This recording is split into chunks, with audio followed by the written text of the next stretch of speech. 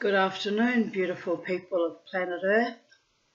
Welcome to Titania's realm at sacred space. Or is that sacred space at Titania's realm? Makes no difference in the space-time continuum. Everything is position, position, position, babies. Anyway, so I wanted to continue on with reading Prince Ahmad and the Peri-Banu, I think it was called, because I got so astonishingly tired yesterday. But here's the weird thing. If you were watching yesterday, I was all over the place, spiraling in and out of ordinary reality, because I was excitedly waiting for my parcel from Combined Jewelry Services to arrive. And it did. And even though I was so tired that I had intended to actually go and lie down in bed, I got so excited like a little kid that my parcel arrived that I got my gravers set up, because you have to hammer them into the graver handles, which I dutifully did. And then I worked on these two rings which I had engraved, I think back in 2022, and I wasn't happy with it because I don't know how to do engraving, and I did it with ball bars, and so each letter were just like a series of little lumpity bumpity dots rather than being actual, crisp lettering. So I went in with my new gravers yesterday, my 120 and 90 degree gravers, and fixed them up. That one says Shalom, but on my end it's transposed, the lettering, but so it looks back to front, but it's actually correct in real world. Anyway, and that one says Magic 111. It would have been 1111, but I didn't have room for another one. Anyway, so I still have to do a bit of fine tuning on this because I'm polishing and grinding off the scratches I made while engraving. I lost some of the patterning on the edge that was already there that came with the spoon handle. So I'll have to go in and engrave that. But it's almost completed and I'm very happy about it. And I worked so hard. I worked until 7 o'clock last evening, which is completely bizarre given how exhausted I was yesterday, because yesterday was Monday and I danced very, very hard and intensely on Saturday evening and night. So I put a lot of energy into my dance. So normally what should happen is the next 3 or 4 days I'm cactus. I'm just almost in a vegetative state. But I had one day of exhaustion being Sunday, and then I was supercharged yesterday. So as a consequence, I've been a bit tired today and not been inclined to do anything much today. And I've had my cleaning lady Rati here early on a Tuesday because she had to swap days, which is picking her daughter up from the airport on Thursday from Indonesia, so we swapped around, so that's fine. And then I had a nice long chat to my friend Jackie, and then at 3 o'clock the lawnmower man Muhammad and his father are arriving. So everything's surging ahead at sacred space. Yes, all very exciting and happening in a far out way. And yes, so I'm very happy. Everything's been taken care of today. The mowing, the cleaning, and me recalibrating from my intense activity. So so I thought, even though I'm rather tired, I want to complete reading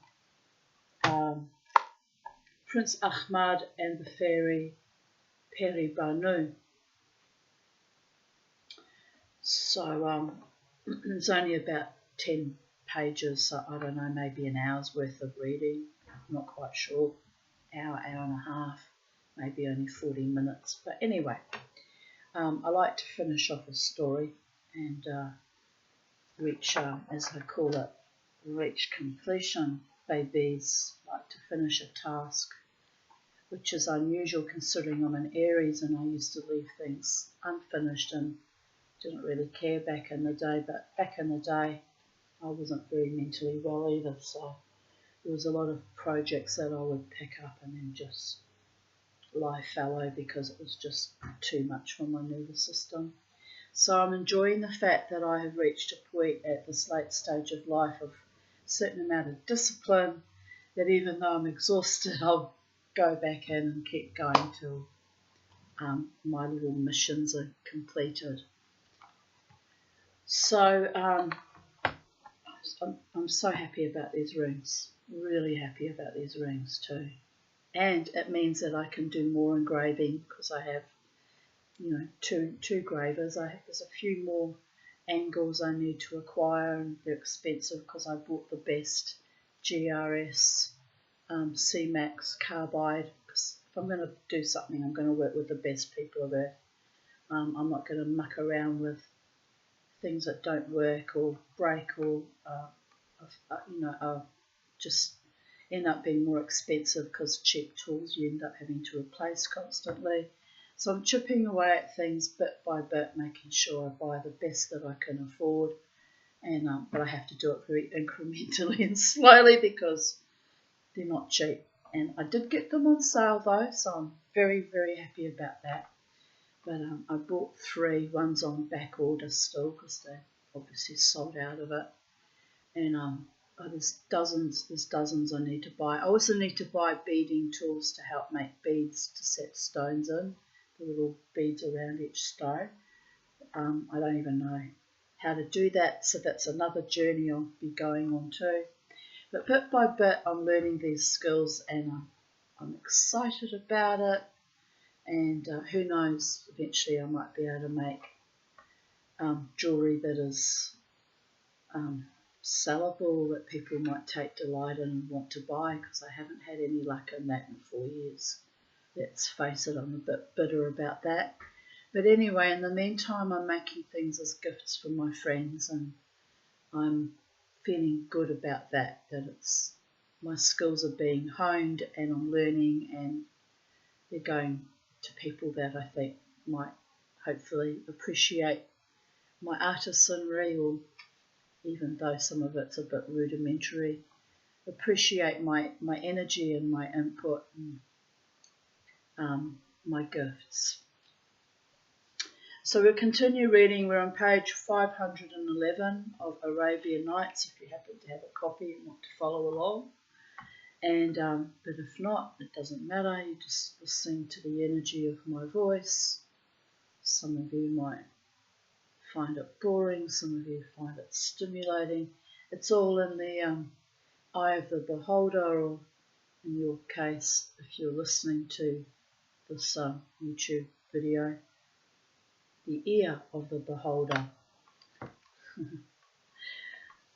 So I'll just do a little bit of a précis. We were up to the part where the prince has gone back to visit his his father, and had to really kind of wrangle to get permission from his fairy queen to even return to human mortal dimension.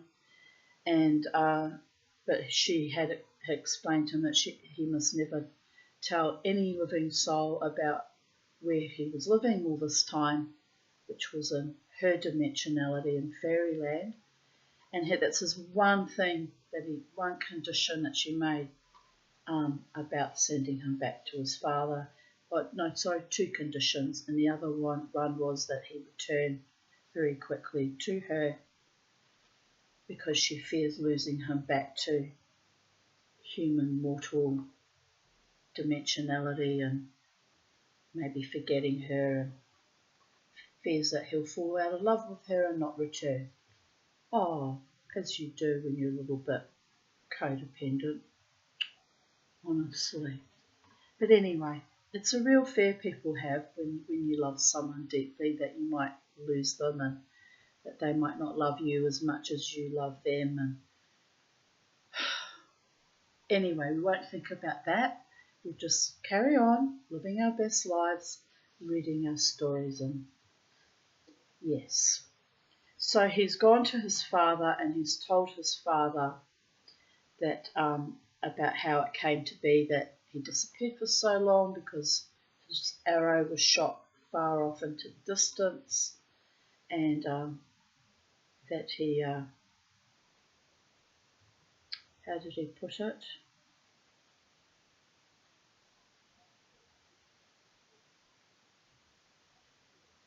And that's how he came to be living in the other world, because he followed that intuition to go and look for his arrow and met the fairy queen.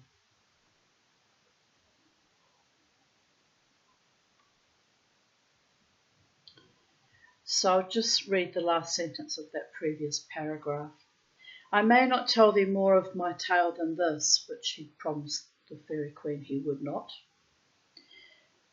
For I came only to ease thy mind on my account.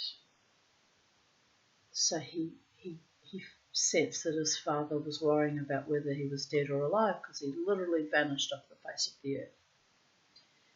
And now I pray thee, deign grant me thy supreme permission, that I return forthright to my home of delights. From time to time I will not cease to wait upon thee, and to inquire of thy welfare with all of the affection of a son. So he's saying he may return very quickly back to his home with his wife, but he will still check on his father occasionally, which is reasonable. Elderly father, it's what kids are actually supposed to do, honour bound to do. Those who have any sense of justice and righteousness and honour. But let it go, let it go. I'm talking about my own progeny here. Had to let it go, because there's no point holding on to people that really don't have any honour towards me. So, here we go, continuing on with the story. This is where I marked it. Replied the king, O my child, the sight of thee hath gladdened mine eyes, and I am now satisfied, and not unwillingly I give thee leave to go, since thou art happy in some place so near hand. Just going to rub out that pencil mark. But shouldst thou at any time delay thy coming hither, say me, how shall I be able to get tidings of thy good health and welfare? It's a little bit of a problem, isn't it? This living not just with another woman in another part of the country, but in a completely different dimension. It's an age-old problem. Some of it call it fairies, some of it call it UFOs, some of it you call it time travel, this interdimensionality. Well, we're multi-dimensional beings, human beings, believe it or not. You don't have to believe me, but I know that for a fact. I've lived it, unfortunately or fortunately, this case may be. So anyway, the king, the sultan, is worried about how he's going to have contact with his son. And quoth Prince Ahmad, O, my lord the king, that which thou requirest of me is part of my secret, and this must remain deep hidden in my breast, as I said before. I may not discover it to thee, nor say aught that might lead to its discovery. However, be not uneasy in thy soul, for I will appear before thee full many a time, and haply I will irk thee with continual coming. I've got the aircon on 22, but it's humid as fuck in this corner. I broke my bloody little fan yesterday, which I'm not happy about. You have to buy it. There's a special glue you can buy that's like a moldable plastic glue. I might try fixing it with that. It's going to be a bit messy, but I mean, they're only cheap little fans. But look, it's pretty, and I want to keep it going a bit longer. Oh. Anyway, where were we? Where were we? So he's threatening, promising to visit his son continuously and get on his nerves, irk him with my continual coming. Isn't that sweet how he phrased that? Anyway, that's lovely. A son who wants to spend time with his father and his dotage must have done something right. "O my son," rejoined the Sultan, "I would not learn thy secret, and thou would keep it from me. But there is one thing I desire of thee, which is, that ever and anon I may be assured of thine enduring health and happiness. Thou hast my full permission to hie thee home, but forget not at least once a month to come and see me even as now thou dost, lest such forgetfulness cause me anxiety and trouble, cark and care." You learn to live without even your adult kids in your life, people of Earth. It's a fucking cruel fate, but you learn to even live without that. I just have to shake my head, especially after the hell loops that we lived through and I dragged my family through, alone and unassisted most of the time, by the way. By the gods, I'm paying a huge price for all those evil, dirty bastards that threatened and strangled and raped and attacked over the many years. And slandered. Let's not forget the slanderers in 1989 as well. Monsters they were. Anyway, I have a little bit of schadenfreude. 3,000 people at risk of losing their jobs, which I don't wish upon those people because it's their jobs and their livelihoods. However, that evil Russian cesspit, Star Entertainment, the Treasury Casino that moved into the new casino, that was so vicious to people like myself, my friend Seagal, and who knows how many other regular dancers that used to frequent the live wire bar there, is now on the brink of bankruptcy. The government's scrambling to protect the jobs of all the workers by no doubt having to buy those monstrosities out. So I'm happy that they're trying to keep their jobs, of course, because I don't wish harm to innocent people. I do not. But I'm kind of happy that the entity, as they refer to them in the news article, that runs that group is going bust. Karma really is a bitch, isn't it? When you attack innocent people who've done no wrong but supported your business actually for 12 years by dancing there. When you turn on people like rabid dogs and tell them they're not 5-star enough for the new casino, you are destined to come awry. And I knew that a year ago. What was it, 16 months ago? I knew this day would come. So I have schadenfreude. I'm just curious to see how the Premier and the Queensland government is going to protect the jobs of all their employees who, through no fault of their own, are innocent victims of their systemic abuse and greed and corruption and viciousness and elitism. Let us not forget the elitism. So I would throw my head back and laugh and laugh and laugh till I cried, but I do worry about their employees, some of whom were personal friends of mine and would try and let me know about a year prior to that they felt like their jobs were in danger. They were being told having their shifts interfered with and being told that they may not carry their employment on into the new venue as well. It's always the particular people they targeted were those that were like me, forthright, honest, decent, hardworking and truth speakers. Well, I hope those employees have gone on and found better employment, and if not, they still work for that monstrosity. I hope they find better working conditions somewhere else or under another kind of ownership that will no doubt have to take over from that train wreck.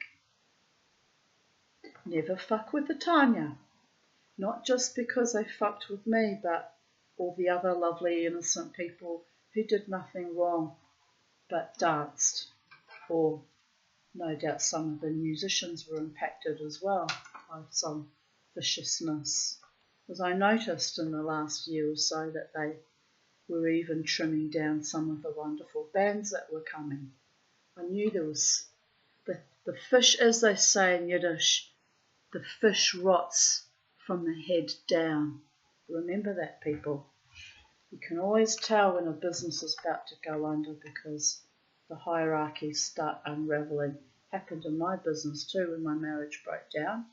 That's because my husband was vicious and not paying our staff members properly as well. It was a scandal and I was deeply embarrassed about that because I had no idea he was underpaying. I would never, ever have gone along with that. Anyway, they sued him, which is perfect karma too, since he at that time was refusing to pay child support because he's a bloodless, useless fucking cur. But anyway, that's enough about me, but I'm just saying as an example, you know when an organisation is about to completely unravel or spontaneously combust because it starts from the top and filters all the way down to the janitor or the groundskeeper or whoever is considered of less hierarchical importance. If you don't look after your workers and your public that, contribute to your business or your vibe or your scene, you're doomed to fail. It's just cosmic law. Cosmic law. Anyway, my babies, let us continue on with the story with the father worrying about his son forgetting him and causing him distress. So Prince Ahmad tarried with his father 3 days full told, but never for a moment did the memory of the lady Peri-Banu fade from his mind. And on the 4th day he mounted horse and returned with the same pomp and pageantry wherewith he came. Peri-Banu joyed with exceeding joy at the sight of Prince Ahmad as he returned to his home, and it seemed to her as though they had been parted for 300 years. Such is love that moments of separation are longsome and weary as 12 months.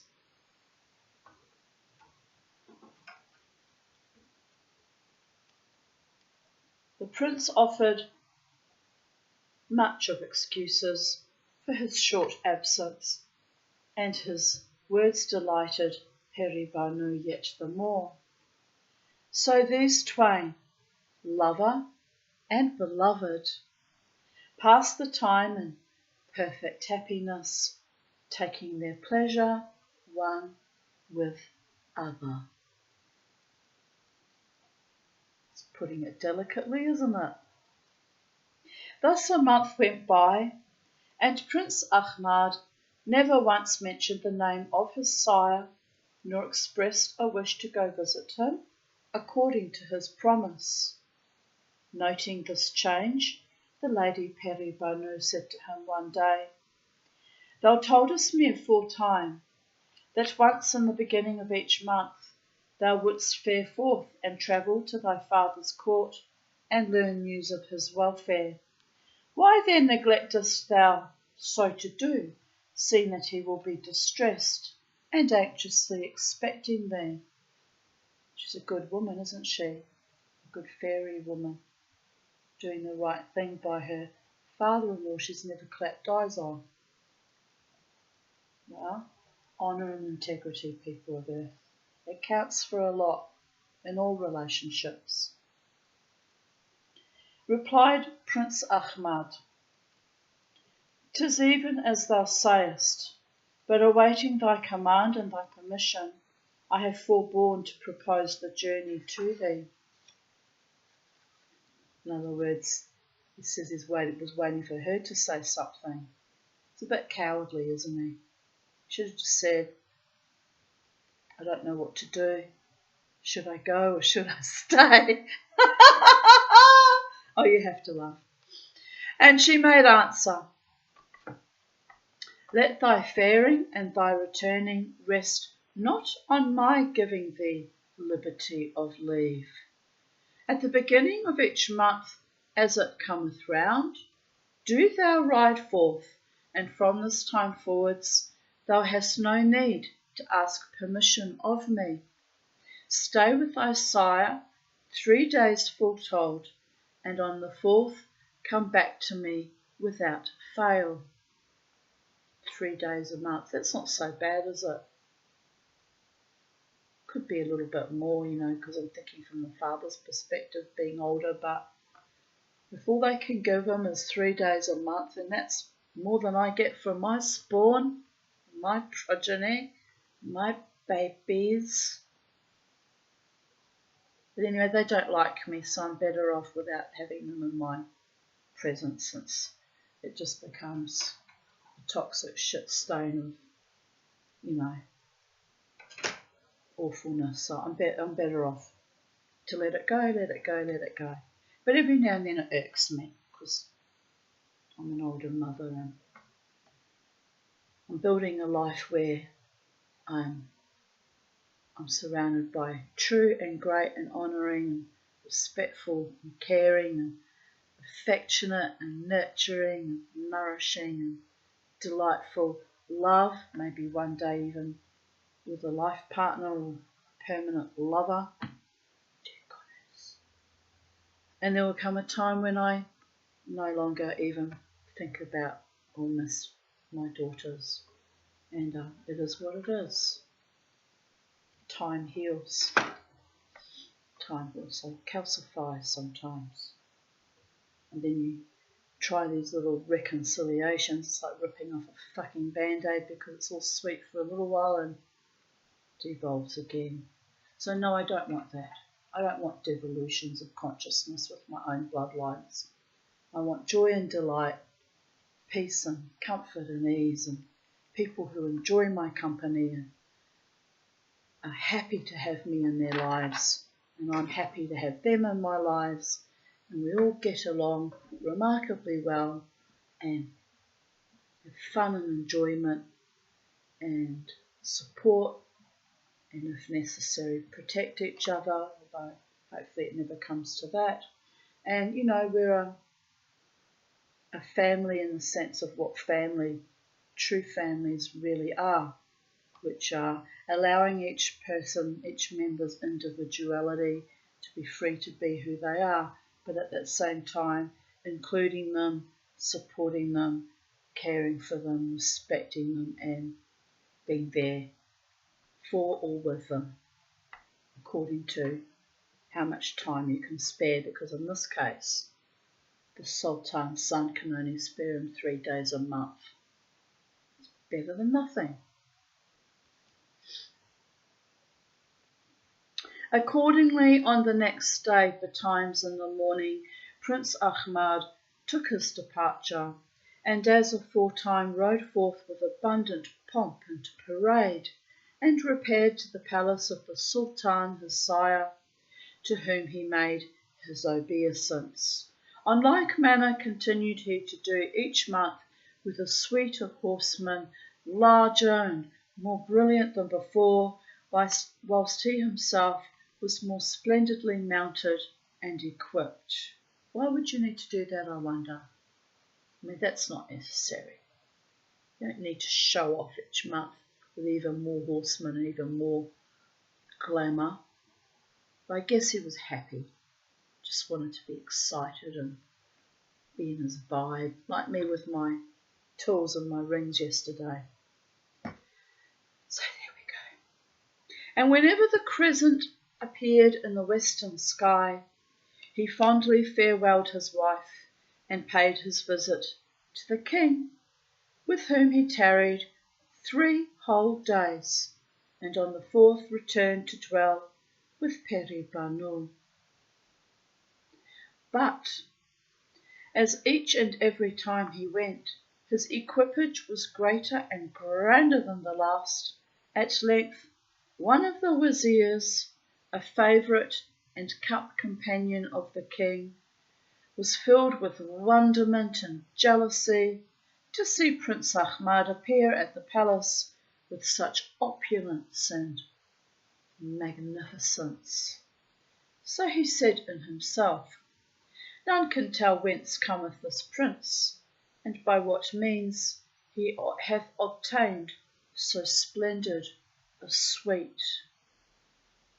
Then of his envy and malice, that wazir fell to plying the king with deceitful words, and said, "O my liege lord and mighty sovereign, it ill becometh thee to be thus heedless of Prince Ahmad's proceedings.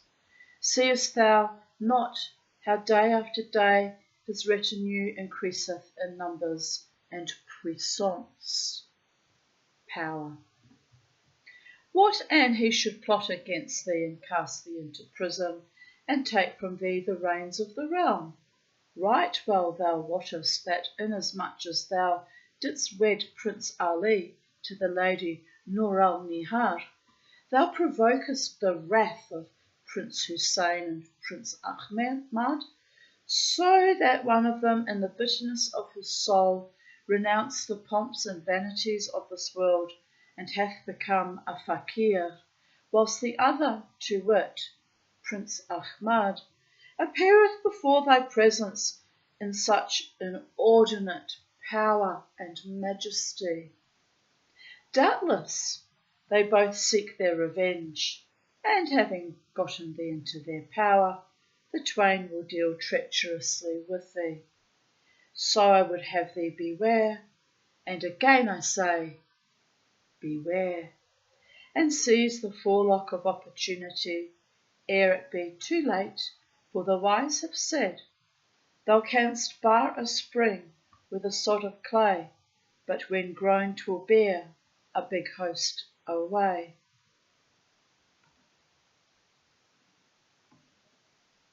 In Lord of the Rings, people like that were called worm tongues. Worm tongues. Hateful, deceptive, satanic, dribbling, snivelling worms. I had a few of those in my life in my day too. Tried to poison me against my own children, and it didn't work, but one managed to poison my youngest against me. Isn't that fucking ironic? Still remember her sitting in my daughter's room. I thought, what are you doing in here with my daughter for hours on end? Oh, nothing. I wonder about that now. I really wonder what was really going on. It's a horrible fucking thought, because a younger woman I trusted. But anyway, whatever happened, the seed was planted, and the hatred began fomenting from that time forth. And that's why I don't have a relationship with my youngest daughter for the past 10 years, at least. Actually, it's more than that. She left here in 2006, so it's it's 19 years since we've really had a close connection, my youngest daughter and I. And yes, it's a seeping wound that occasionally I pull the band-aid off and have to slap back on and calcify again just to exist in this world. It's evil and rotten what's been done to me in my life, people of earth.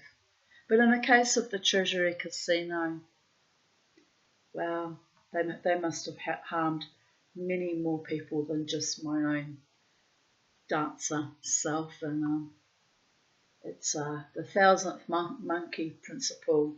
You cause enough damage to enough people, eventually the worm turns right back on you, people of earth. Anyway, thus spake that malicious wazir, and presently he resumed. Thou knowest also that when Prince Ahmad will end his 3 days' visits, he never asketh thy leave, nor farewelleth thee, nor biddeth adieu to any one of his family. Such conduct is the beginning of rebellion, and proveth him to be rancorous of heart. But 'tis for thee in thy wisdom to decide.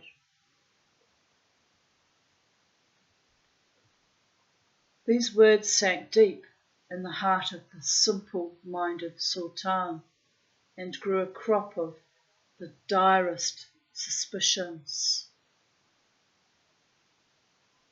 He presently thought within himself, who knoweth the mind and designs of Prince Ahmad, whether they be dutiful or undutiful towards me? Haply he may be plotting vengeance, so it besitteth me to make inquiries concerning him, to discover where he dwelleth, and by what means he hath attained to such puissance and opulence. Now remember that Prince Ahmed had made a promise to his wife to never speak about her, where he lives, how he prospers, and how he exists in their world. Filled with these jealous thoughts, he sent in private one day, unbeknown to the Grand Wazir, who would at all times befriend Prince Ahmad, to summon the witch, and admitting her by a secret postern, which is either a back door or side door, to his private chamber, asked of her, saying, Thou didst aforetime learn by thy magical art that Prince Ahmad was alive, and didst bring me tidings of him. I am beholden to thee. Where am I? I am beholden to thee for this good office, and now I would desire of thee to make further quest into his case, and ease my mind, which is sore disturbed. Albeit my son still liveth, and cometh to visit me every month, yet am I clean ignorant of the place wherein he dwelleth, and whence he setteth out to see me, for that he keepeth the matter close hidden from his sire. Go thou forthright and privily, without the knowledge of any my wazirs and nabobs, my courtiers and my household, and make thou diligent research, and with all haste bring me word whereabouts he liveth. He now sojourneth here upon his wonted visit, and on the 4th day, without leave taking or mention of departure to me or to any of the ministers and officers, he will summon his suite and mount his steed. Then will he ride to some little distance hence, and suddenly disappear. Do thou, without stay or delay, forego him on the path, and lie perdu in some convenient hollow hard by the road, whence thou mayst learn where he hometh, then quickly bring me tidings thereof. It's not going to go good, people of earth. Accordingly, the sorceress departed the presence of the king, and after walking over the 4 parasans, she hid herself within a hollow of the rocks hard by the place where Prince Ahmad had found his arrow, and there awaited his arrival. Early on the morrow the prince, as was his wont, set out upon his journey, without taking leave of his sire or farewelling any of the ministers. So when they drew nigh, the sorceress caught sight of the prince, and of the retinue that rode before and beside him, and she saw them enter a hollow way which forked into a many of byways. Excuse me. And so steep and dangerous were the cliffs and boulders about the track that hardly could a footman safely pace that path. Seeing this, the sorceress bethought her that it must surely lead to some cavern, or haply to a subterraneous passage, or to a souterrain, the abode of genies and fairies, when suddenly the prince and all his suite vanished from her view. So she crept out of the hiding place wherein she had ensconced herself, and wandered far and wide, seeking as diligently as she was able, but never finding the subterraneous passage, nor yet could she discern the iron door which Prince Ahmad had espied, for none of human flesh and blood had power to see this, save he alone, to whom it was made visible by the fairy Peri-Banu. Furthermore, it was ever concealed from the prying eyes of womankind. Then said the sorceress to herself, This toil and moil have I undertaken to no purpose. Yea, verily, I have failed to find out that wherefore I came. So she went forthright back to the Sultan, and reported to him all that had betided her, how she had lain in wait amid the cliffs and boulders, and had seen the prince and suite ride up the most perilous of paths, and having entered a hollow way, disappear in an eye-twinkling from her sight. And she ended by saying, Albeit I strove my utmost to find out the spot wherein the prince abideth, yet could I on no wise succeed, and I pray thy highness may grant me time to search further into the matter, and to find out this mystery, which by skill and caution on my part shall not long abide concealed. Answered the Sultan, Be it as thou wilt. I grant thee leisure to make inquiry, and after a time I shall await thy return hither. The king largessed the witch with a diamond of large size and of great price, saying, Take this stone to guerdon for thy trouble and travail, and in earnest of future favours. So, when thou shalt return and bring me word that thou hast searched and found out the secret, thou shalt have a bakshish of far greater worth, and I will make thy heart rejoice with choicest joy, and honour thee with highmost honour. So the sorceress looked forwards to the coming of the prince, for well she knew that at the sight of each crescent he rode home to visit his sire, and was bound to abide with him 3 days, even as the lady Peri-Banu had permitted and had enjoined him. Now, when the moon had waxed and waned, on the day before the prince would leave home upon his monthly visit, the witch betook her to the rocks, and sat beside the place whence she imagined he would issue forth. And next morning early, he and his suite, composed of many a mounted knight with his esquire afoot, who now always accompanied him in increasing numbers, rode forth gallantly through the iron doorway, and passed hard by the place where she lay in wait for him.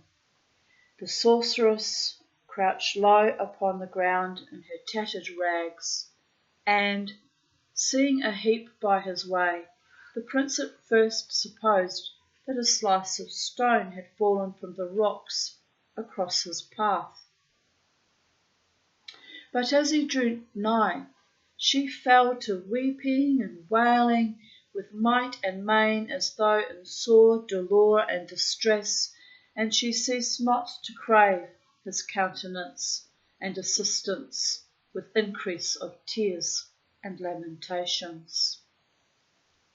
The prince, seeing her sore sorrow, had pity on her, and, reining in his horse, asked her what she had to require of him, and what was the cause of her cries and lamentations.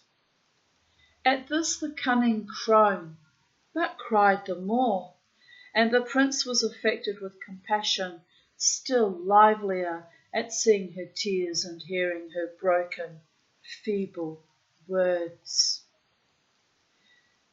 So when the sorceress perceived that Prince Ahmad had ruth on her, and would fain show favour to her, she heaved a heavy sigh, and in woeful tones, mingled with moans and groans, addressed him in these false words, withal holding the hem of his garment, and at times stopping, as if convulsed with pain.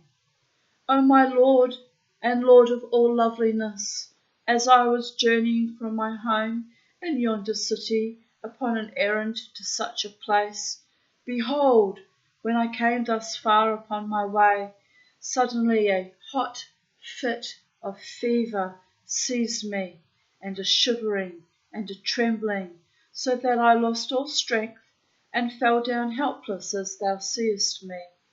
And still no power have I, in hand or foot, to rise from the ground, and to return to my place. Replied the prince,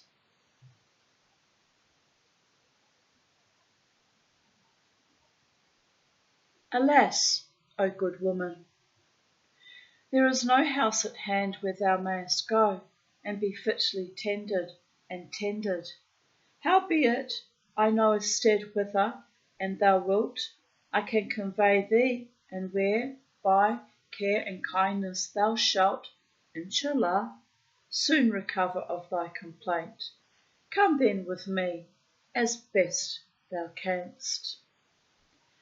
With loud moans and groans the witch made answer, So weak am I in every limb, and helpless, that I can by no means rise off the ground, or move save with the help of some friendly hand.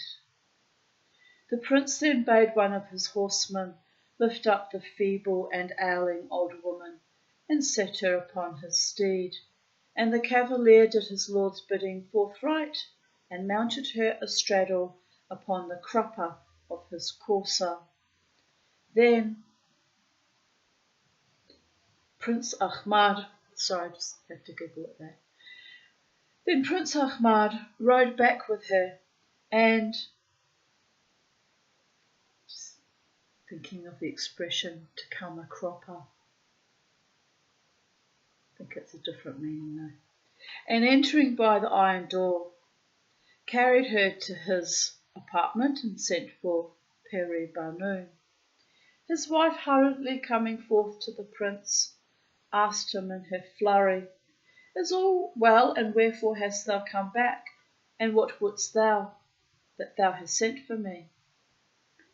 Prince Ahmad then told her of the old woman, who was healthless and helpless, adding, Scarce had I set out on my journey, when I espied this ancient dame lying hard by the roadside, suffering and in sore distress. My heart felt pity for her to see her in such case, and constrained me to bring her hither, as I could not leave her to die among the rocks. And I pray thee of thy bounty, take her in, and give her medicines, that she may soon be made whole of this her malady. And thou wilt show this favour, I shall not cease to thank thee, and be beholden to thee. Peri-Banu looked at the old woman and charged a twain of her handmaidens, 2 of them, that they carry her into a room apart and tend her with the tenderest care and the uttermost of diligence. The attendants did as she bade them, and transported the sorceress to the place she had designed. Then Peri-Banu addressed Prince Ahmad, saying, "O my lord, I am pleased to see thy pitiful kindness towards this ancient dame, and I surely will look to her case, even as thou hast enjoined me. But my heart misgiveth me, and much I fear some evil will result from thy goodness. This woman is not so ill as she doth make believe, but practiseth deceit upon thee, and I ween that some enemy or envier hath plotted a plot against me and thee. Howbeit, go now in peace upon thy journey."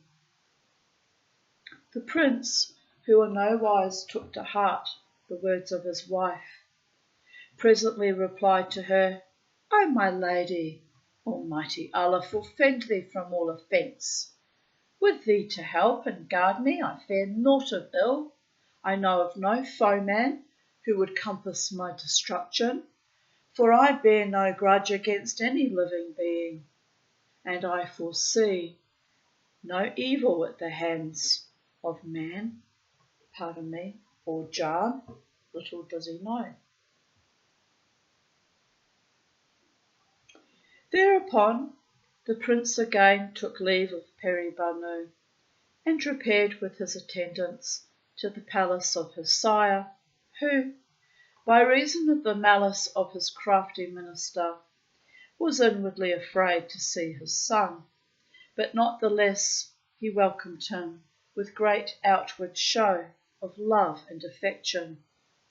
Meanwhile, the 2 fairy handmaidens, to whom Peri-Banu had given charge of the witch, bore her away to a spacious room, splendidly furnished, and laid her on a bed, having a mattress of satin and a brocaded coverlet. Then one of them sat by her side, whilst the other, with all speed, fetched in a cup of porcelain an essence which was a sovereign draught for ague and fever. Presently they raised her up, and seated her on the couch, saying, "Drain thou this drink, it is the water of the lion's fount, and whoso tasteth of the same is forthwith made whole of what disease soever he hath." The sorceress took the cup with great difficulty, and after swallowing the contents, lay back on the bed, and the handmaiden spread the quilt over her, saying, "Now rest awhile, and thou shalt soon feel the virtues of this medicine." Then they left her to sleep for an hour or so, but presently the witch, who had feigned sickness to the intent only that she might learn where Prince Ahmad abode, and might inform the Sultan thereof, being assured that she had discovered all that she desired, rose up, and summoning the damsels, said to them, "The drinking of that draught hath restored to me all my health and strength. I now feel hale and hearty once more, and my limbs are filled with new life and vigour. So at once acquaint your lady herewith, that I may kiss the hem of her robe, and return my thanks for her goodness mewards, then depart and hie me home again." Accordingly, the 2 handmaidens took the sorceress with them, and showed her as they went along the several apartments, each more magnificent and kingly than the other. And at length they reached the Belvedere, which was the noblest saloon of all, and fitted and filled with furniture exceeding costly and curious. There sat Peri-Banu upon a throne, which was adorned with diamonds and rubies, emeralds, pearls, and other gems of unwonted size and water, whilst round about her stood fairies of lovely form and features, robed in the richest raiments, and awaiting with folded hands her commandments. The sorceress marvelled with extreme marvel to see the splendour of the chambers and their furniture, but chiefly when she beheld the lady Peri-Banu seated upon the jewelled throne, nor could she speak a word for confusion and awe, but she bent down low and placed her head upon Peri-Banu's feet. Quoth the princess, in soft speech and reassuring tones, O good woman, it pleaseth me greatly to see thee a guest in this my palace, and I joy even more to learn that thou be wholly quit of thy sickness. So now solace thy spirits with walking all round about the place, and my servants will accompany thee and show thee what there is worthy of thine inspection. Hereat the witch again louted low, and kissed the carpet under Peri-Banu's feet, and took leave of her hostess in goodly phrase, and with great show of gratitude for her favours. The handmaids then led her round the palace, and displayed to her all the rooms, which dazed and dazzled her sight, so that she could not find words to praise them sufficiently. Then she went her ways, and the fairies escorted her past the iron doorway whereby Prince Ahmad had brought her in, and left her, bidding her Godspeed and blessing her. And the foul crone with many thanks took the road to her own home. But when she had walked to some distance, she was minded to see the iron door, so might she with ease know it again. So she went back, but, lo and behold, the entrance had vanished and was invisible to her as to all other women. Accordingly, after searching on all sides and pacing to and fro, and finding nor sign nor trace of palace or portal, she repaired. Oh, dear goddess, I've just realised I forgot an appointment yesterday.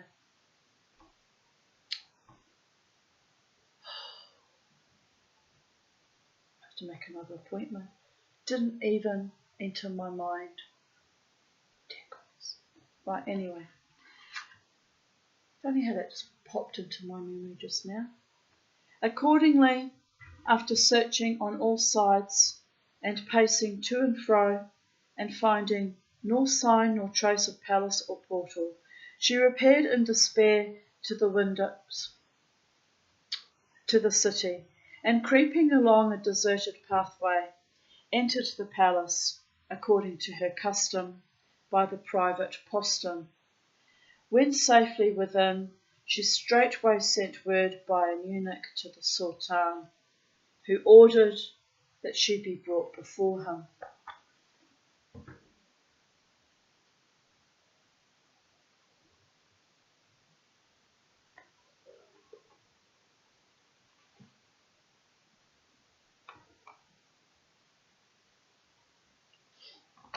She approached him with troubled countenance, whereat, perceiving that she had failed to carry out her purpose, he asked, What news? Hast thou accomplished thy design, or hast thou been baffled therein? The sorceress who was a mere creature of the malicious wazir, replied, O King of Kings, this matter have I fully searched out, even as thou gavest command, and I am about to tell thee all that hath betided me. The signs of sorrow and marks of melancholy thou notest upon my countenance are for other cause which narrowly concerneth thy welfare. Then she began to recount her adventure in these terms. Now when I had reached the rocks, I sat me down feigning sickness, and as Prince Ahmad passed that way and heard my complaining and saw my grievous condition, he had compassion on me. After said sum and say, he took me with him by a subterranean passage and through an iron door to a magnificent palace, and gave me in charge of a fairy, Peri-Banu, height.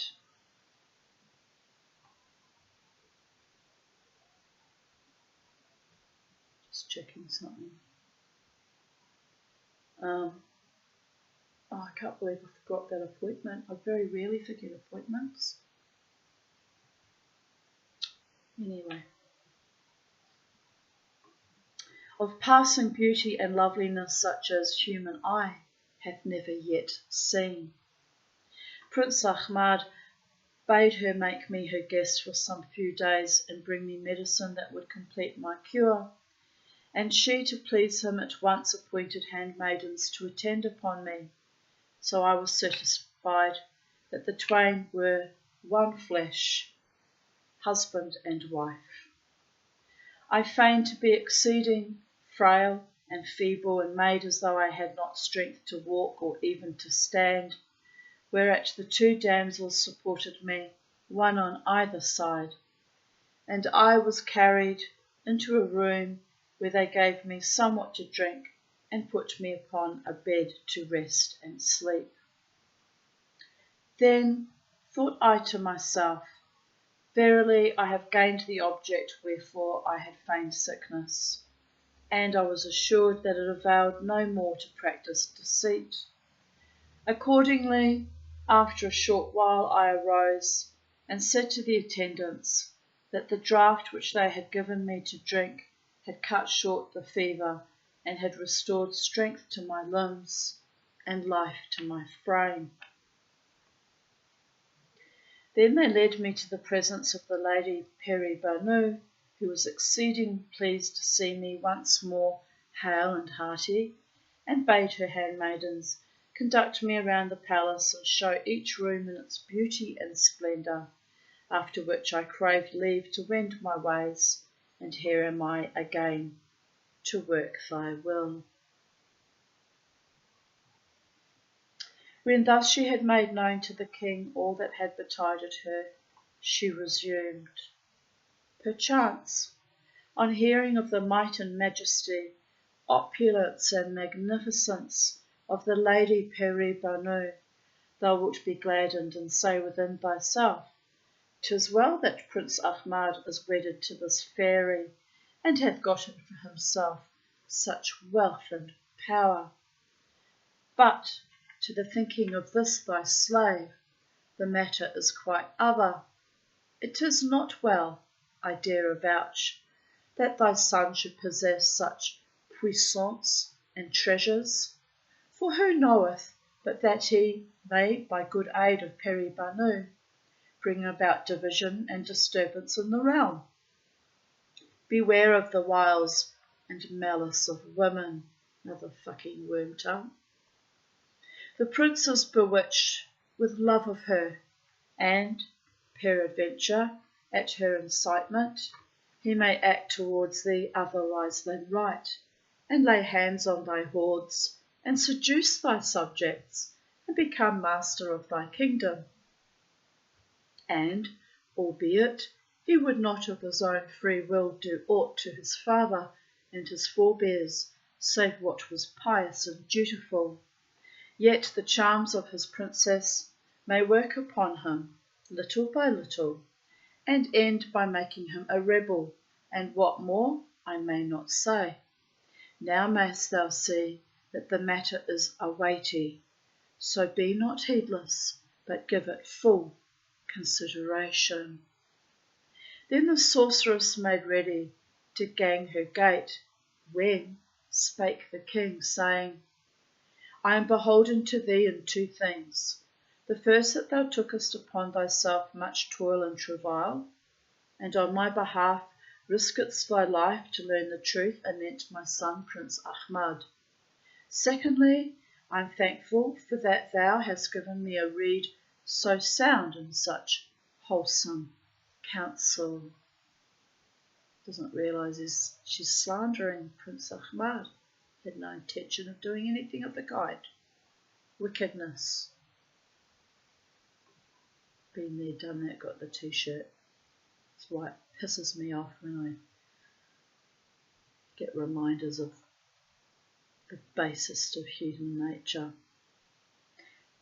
So say, he dismissed her with the highmost honour, but no sooner had she left the palace than he, sore distraught, summoned his second wazir, the malicious minister who had incited him against Prince Ahmad, and when he and his friends appeared in the presence, he laid before them the whole matter and asked of them, saying, What is your counsel, and what must I do to protect myself and my kingdom against the wiles of this fairy? Replied one of his counsellors, 'Tis but a trifling matter, and the remedy is simple and near hand. Command that Prince Ahmad, who is now within the city, if not in the palace, be detained as one taken prisoner. Let him not be put to death, lest haply the deed may engender rebellion, but at any rate place him under arrest, and if he prove violent, clap him in irons. This felon counsel pleased the malicious minister, and all his fautors and flatterers highly approved his rede. The Sultan kept silence and made no reply, but on the morrow he sent and summoned the sorceress and debated with her whether he should or should not cast Prince Ahmad into prison. Quoth she, O King of Kings, this counsel is clean contrary to sound sense and right reason. And thou throw Prince Ahmed into jail, so must thou also do with all his knights and their esquires, and inasmuch as they are jinns and marids, who can tell their power of reprisals? Nor prison cells, nor gates of adamant can keep them in. They will forthwith escape, and report such violence to the fairy, who, wroth with extreme wrath, to find her husband doomed to durance vile like a common malefactor, and that too for no default or crime, but by a treacherous arrest, will assuredly deal the direst of vengeance on thy head, and do us a damage we shall not be able to forfend. And thou wilt confide in me, I will advise thee how to act, whereby thou mayest win thy wish, and no evil will come nigh thee or thy kingship. Thou knowest well that to jinns and fairies is power given of doing in one short moment deeds marvellous and wondrous, which mortals fail to effect after long years of toil and trouble. Now, whenas thou goest a-hunting or on other expedition, thou requirest pavilions for thyself, and many tents for thy retinue and attendants and soldiery, and in making ready and transporting such store, much time and wealth are wastefully expended. I would advise, O King of Kings, that thou try Prince Ahmad by the following test. Do thou bid him bring to thee a shamiyana so long and so broad that it will cover and lodge the whole of thy court, and men-at-arms, and camp followers, likewise the beast of burthen, and yet it must be so light that a man may hold it in the hollow of his hand, and carry it whithersoever he listeth. Then, after holding her peace for a while, she added, still addressing the Sultan, and as soon as Prince Ahmad shall acquit himself of this commission, do thou demand of him a somewhat still greater and more wondrous, wherewith I will make thee wear, and which he will find grievous of execution. On this wise shalt thou fill thy treasury with rare inventions and strange, the handicraft of Jan. Nor will this cease till such time in fine when thy son shall be at his wit's end to carry out thy requirements. Then, humbled and abashed, he will ever dare to enter thy capital, or even thy presence, and thus shalt thou be saved from fear of harm at his hands, and thou shalt not have need to put him in jail, or worse still, to do him dead. Hearing these words of wisdom, the Sultan made known the witch's device to his advisers, and asked them what they deemed thereof. They held their peace, and answered not a word or good or ill, while he himself highly approved it, and said no more. Each day Prince Ahmad came to visit the king, who welcomed him with overflowing affection, and clasping him to his bosom, kissed him on eyes and forehead. Long time they sat conversing on various subjects, till at length the Sultan, finding an occasion, spake thus: O dear my son, O Ahmad, for many a day have I been sad at heart and sorrowful of soul, because of separation from thee, and when thou camest back, I was gladdened with great gladness at sight of thee, and albeit thou didst and dost still withhold from me the knowledge of thy whereabouts, I refrained from asking thee or seeking to find out thy secret, since it was not according to thy mind to tell me of thine abode. Now, however, I have heard say that thou art wedded to a mighty Jinneeyeh of passing beauty, and the tidings please me with the highmost possible pleasure. I desire not to learn aught from thee concerning thy fairy wife, save whatso thou wouldst entrust to me of thine own free will.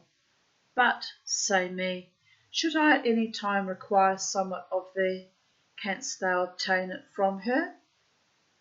Doth she regard thee with such favour that she will not deny thee anything thou askest of her? Quoth the prince, O my lord, what dost thou demand of me?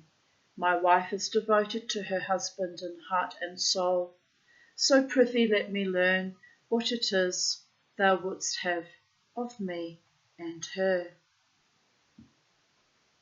Replied the Sultan, Thou knowest that oft times I fare a-hunting, or in some foray and fray, when I have great need of tents and pavilions, and shamiyanas, with herds and troops of camels and mules, and other beasts of burden, to carry the camp from place to place.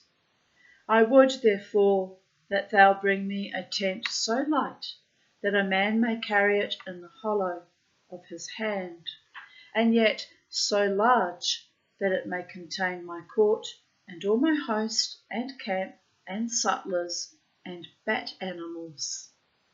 And thou wouldst ask the lady for this gift, I know full well that she can give it, and thereby shalt thou save me much of trouble in providing carriage for the tentage, and spare me much waste and loss of beasts and men. The prince replied, O my sire the Sultan, trouble not thy thought.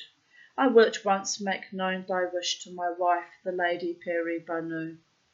And albeit little I wot, and fairies have the faculty of making a pavilion such as thou describest, or indeed, supposing that they have such power, and she will grant me or not grant me her aidance, and moreover, although I cannot promise thee such present, yet whatsoever lieth in my ability to do, that will I gladly do for thy service. Quoth the king to Prince Ahmad, Shouldst thou perchance fail in this matter, and bring me not the gift required, O my son, I will never see thy face again. A sorry husband thou, in good sooth, if thy wife refuse so mean a thing, and hasten not to do all thou biddest her do, giving thee to see that thou art of small value and consequence in her eyes, and that, my goodness, it's hot, and that her love for thee is a quantity well nigh to naught. But do thou, O my child, go forth and straightway ask her for the tent. And she give it thee. Know thou she desireth thee, and thou art the dearest of all things to her.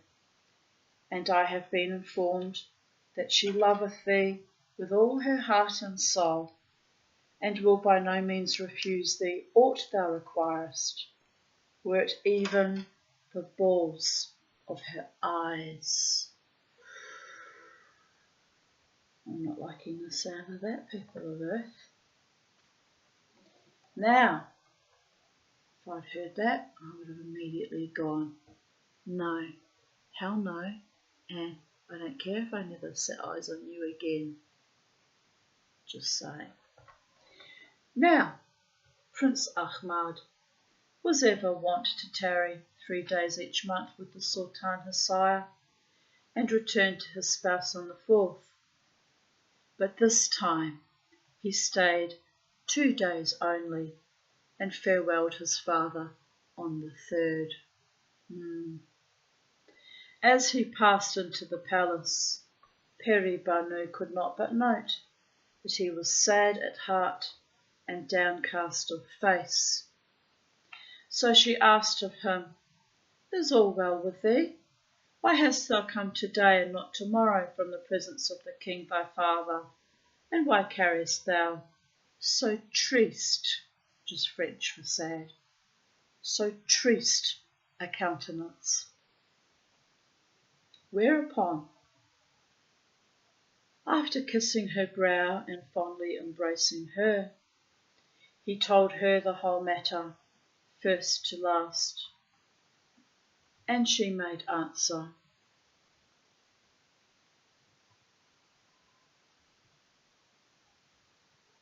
I will speedily set thy mind at rest, for I would not see thee so saddened for a moment longer. Howbeit, O my love, from this petition of the Sultan, thy sire, I am certified that his end draweth nigh, and he will soon depart this world to the mercy of Allah the Almighty. Some enemy hath done this deed, and much of mischief hath made for thee, and the result is that thy father, all unmindful of his coming doom, doth seek diligently his own destruction.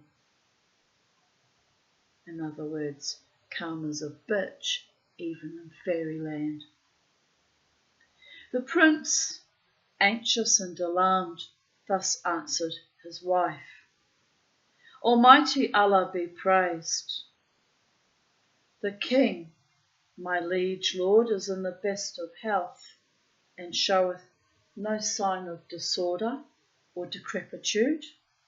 'Tis but this morning I left him hale and hearty, and in very sooth I never saw him in better case. Strange indeed that thou shouldst ken what shall betide him before I have told thee aught concerning him, and especially how he hath come to learn of our marriage and of our home. Quoth Peri-Banu, O my prince, thou knowest what I said to thee when as I saw the old dame, who thou broughtest hither as one afflicted with the ague and fever, that woman, who is a witch of Satan's breed, hath disclosed to thy father all he sought to learn concerning this our dwelling place. And notwithstanding that I saw full clearly she was nor sick nor sorry, but only feigning a fever, I gave her medicine to drink, which cureth complaints of all kinds, and she falsely made believe that by its virtues she had recovered health and strength. So when she came to take leave of me, I sent her with 2 of my damsels, and bid them display to her every apartment in the palace, together with its furniture and decorations, that she might better know the condition of me and thee. Now all this did I on thy account only, for thou badest me show compassion to the ancient woman, and I was rejoiced to see her departing safe and sound and in the best of spirits. Save her alone, no human being had ever power to know aught of this place, much less to come hither. Prince Ahmad, hearing these words, thanked and praised her and said, O sun-faced beauty, I would beg of thee to grant me a boon whereof my father hath made request of me, to wit, a shamiyana,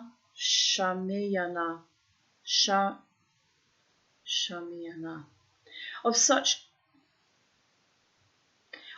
dimensions that it may shelter him and his many, his camp and bat cattle, and withal may be carried in the hollow of the hand. And such marvel exist I wot not, yet would I do my utmost to procure it and carry it to him right loyally. Quoth she, Why trouble thyself for so small a matter? I will forthright send for it and give it thee. Then she summoned one of her handmaids, who was treasurer to her, and said, O Noor Jihan, go thou at once and bring me a pavilion of such and such a fashion. So she fared forth without delay, and as quickly came back with the pavilion, which, at her lady's bidding, she placed in the palm of Prince Ahmad's hand. Prince Ahmad hent the pavilion in hand, and thought to himself, What is this Peri-Banu giveth me? Surely she doth make mock of me. His wife, however, reading his mind in his face, fell to laughing aloud, and asked, What is it, O my dearling prince? Dost thou think that I am jesting and gibing at thee?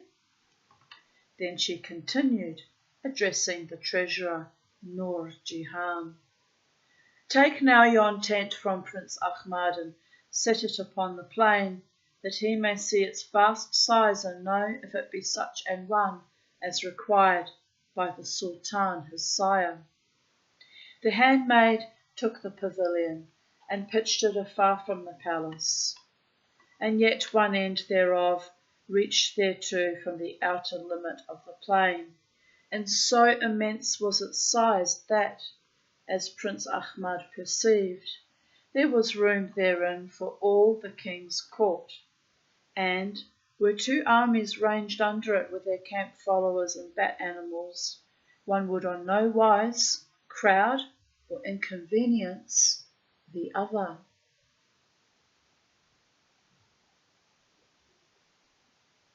He then begged pardon of Peri-Banu, saying, I wot not that the Shamiana was so prodigious of extent and of so marvellous a nature, wherefore I misdoubted when first I saw it.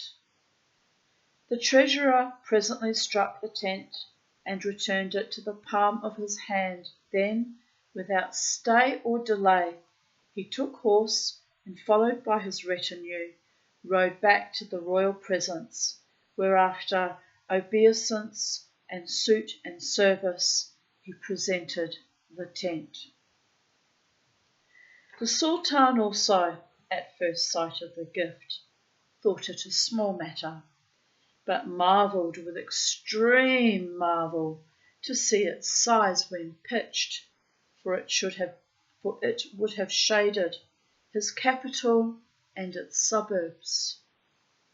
He was not, however, wholly satisfied, for the size of the pavilion now appeared to him superfluous.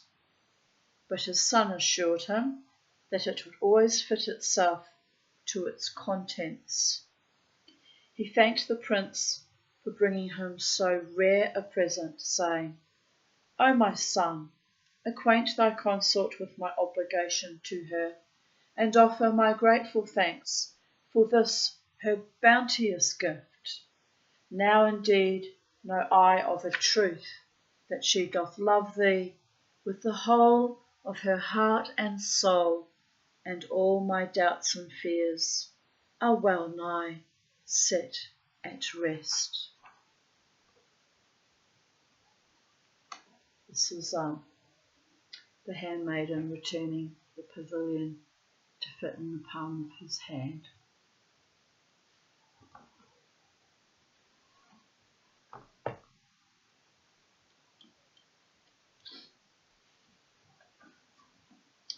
Now indeed know I of a truth that she doth love me with the whole of her heart and soul, and all my doubts and fears are well nigh set at rest.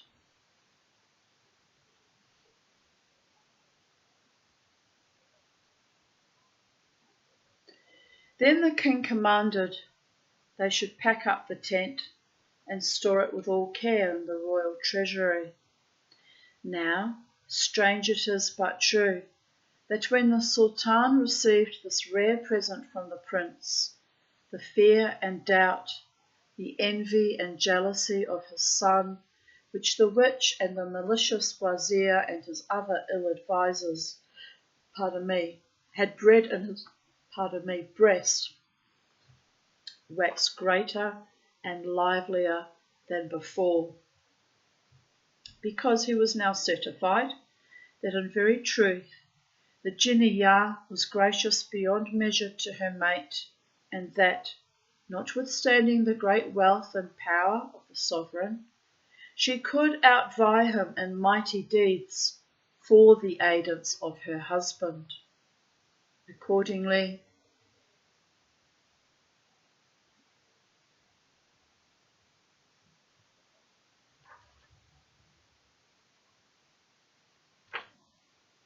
sorry, I'm starting to drift, getting tired. Accordingly, he feared for excessive fear lest haply she seek opportunity to slay him in favour of the prince, who she might enthrone.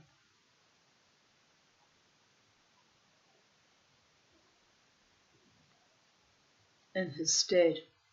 So he bade bring the witch, who had counselled him aforetime, and upon whose sleight and malice he now mainly relied. When he related to her the result of her rede, she took thought for a while, then, raising her brow, said, O King of Kings, thou troublest thyself for naught. Thou needest only command Prince Ahmad to bring thee of the water of the lion's spring. He must, perforce for his honour's sake, fulfil thy wish. And, if he fail, he will, for very shame, not dare to show his face again at court. No better plan than this canst thou adopt. So look to it, nor loiter on thy way. Next day at eventide, as the Sultan was seated in full darbar, surrounded by his wazirs and ministers, Prince Ahmad came forwards and, making due obeisance, took seat by his side and below him. Hereat the king addressed him, as was his wont, with great show of favour, saying, It delighteth me mightily that thou hast brought me the tent I required of thee. For surely in my treasury there be naught so rare and strange. Yet one other thing lack I, and couldst thou bring it me, I shall rejoice with joy exceeding. I have heard tell that the Jinniyah thy consort maketh constant use of a water which floweth from the lion's spring, the drinking whereof doeth away with fevers and other deadly diseases. I know thou art anxious that I live in health, and thou wilt gladden me by bringing somewhat of that water, so I may drink thereof when occasion shall require. And well I wot that, as thou valuest my love and affection theewards, thou wilt not refuse to grant me my request.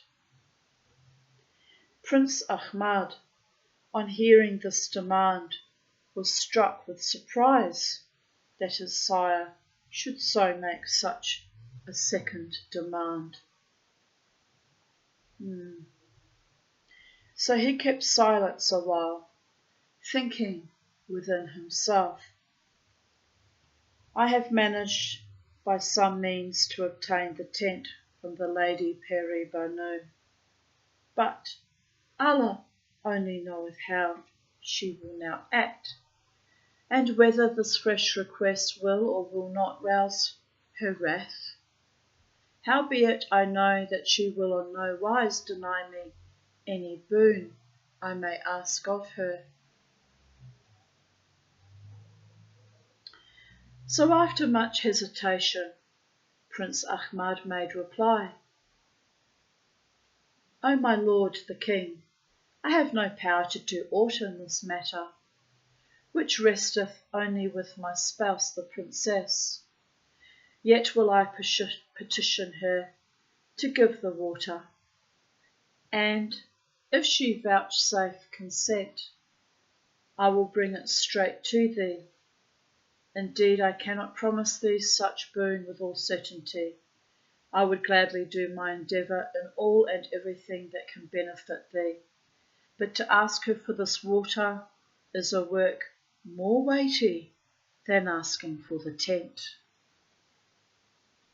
Next day the prince took his departure and returned to Peri-Banu, and after loving embraces and greetings, quoth he, O my lady and light of my eyes, the Sultan my sire sendeth thee his grateful thanks for the granting of his wish, to wit, the pavilion, and now he adventureth himself once more, and, certified of thy bounty and beneficence, he would pray from thy hand the boon of a little water from the lion's spring.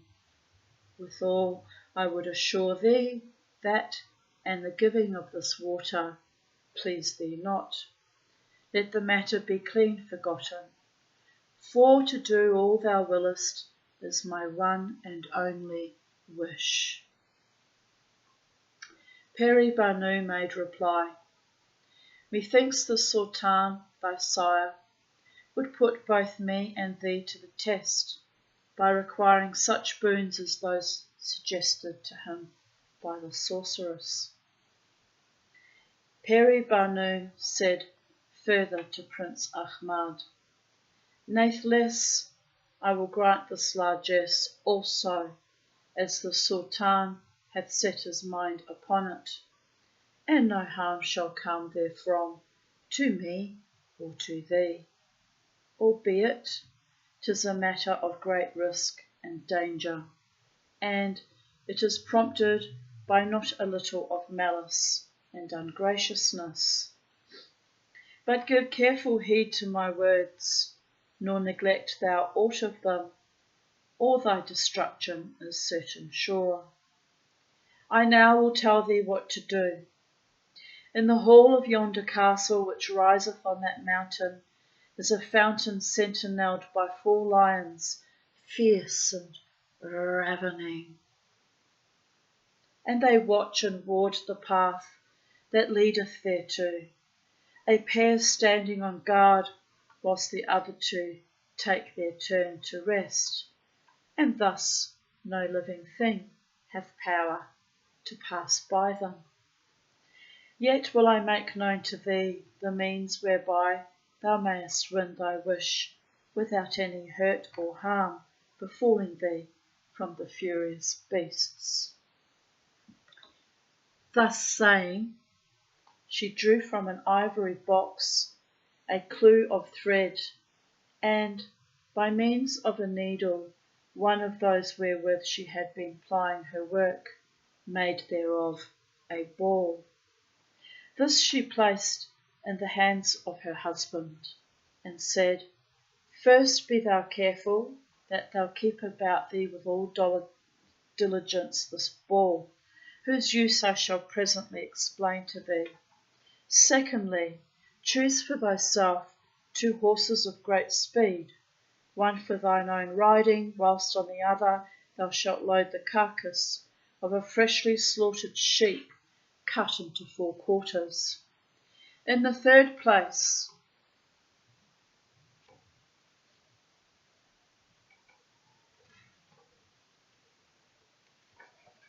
just checking how many more pages. Right, might need to get a little drink of water. Throat's closing up. Be right back, people of Earth.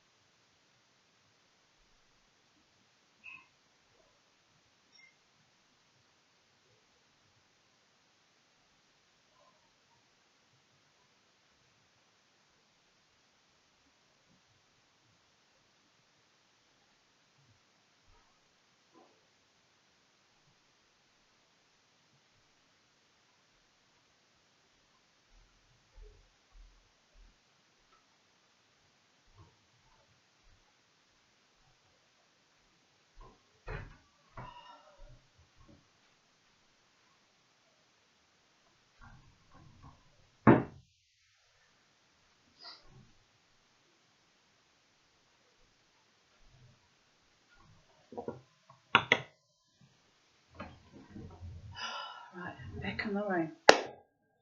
Back in the room, people of Earth. In the third place, take with thee a file wherewith I will provide thee, and this is for carrying the water which thou, inshallah, God willing, shalt bring back.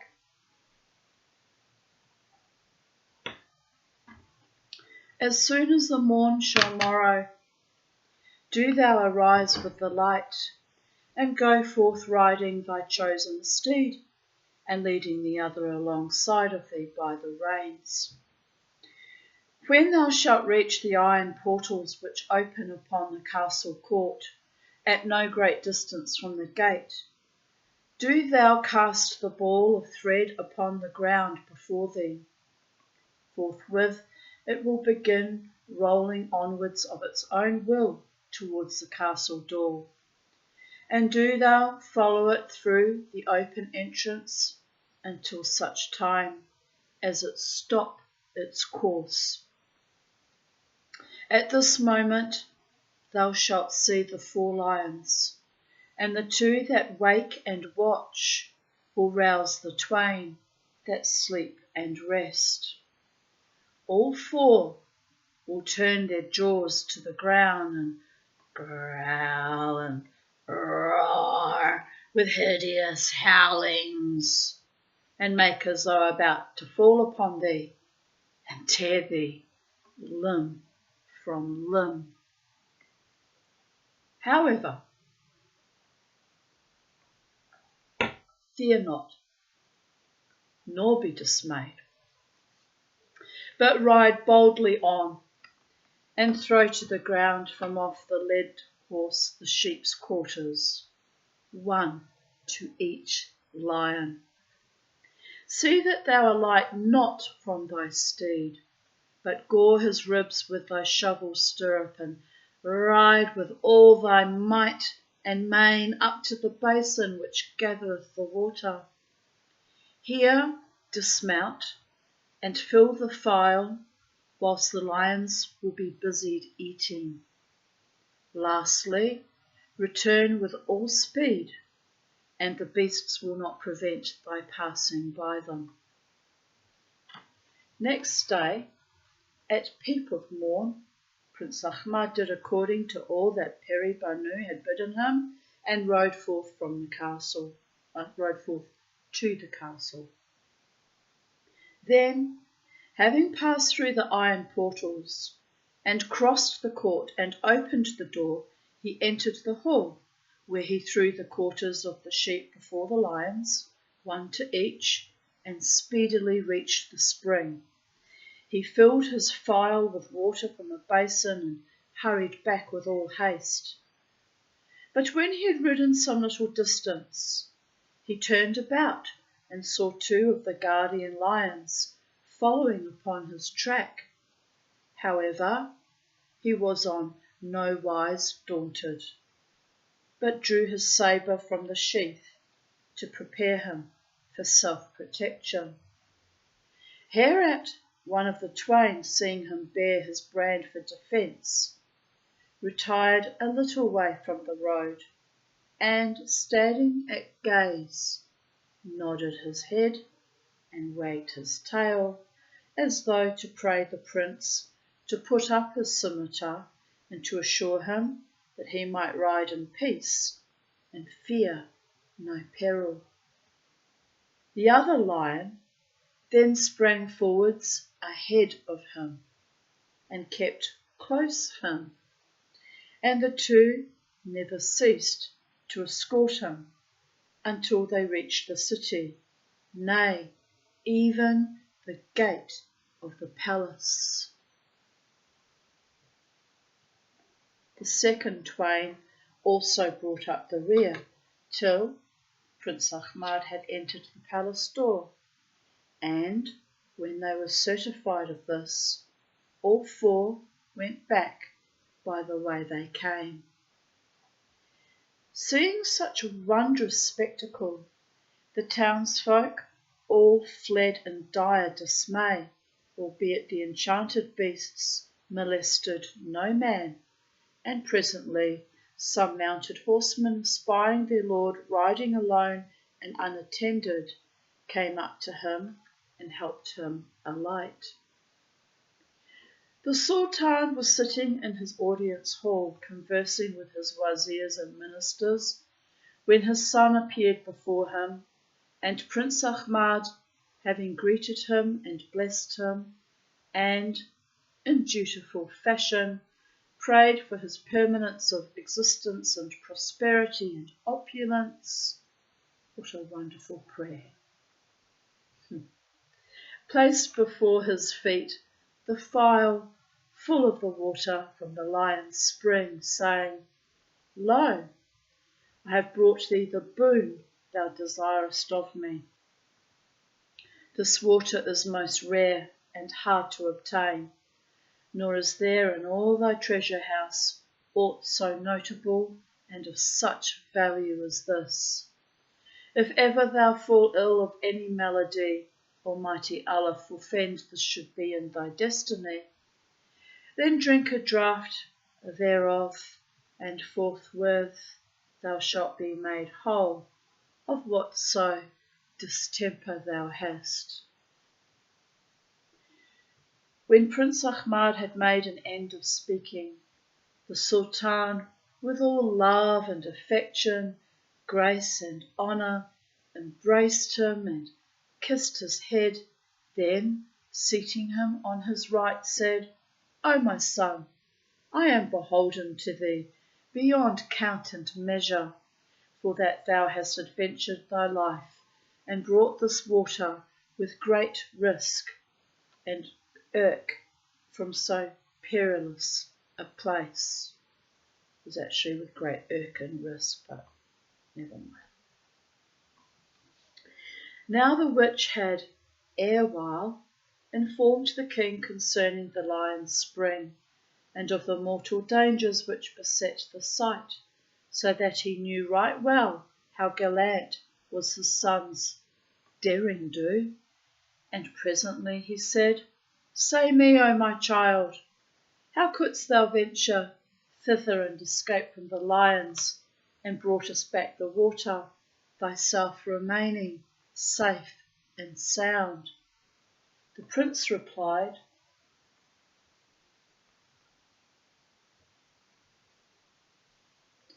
By thy favour, O my lord the Sultan, have I returned in safety from that stead, mainly because I did according to the bidding of my spouse, the lady Peri-Banu, and I have brought the water from the lion's spring only by carrying out her commands.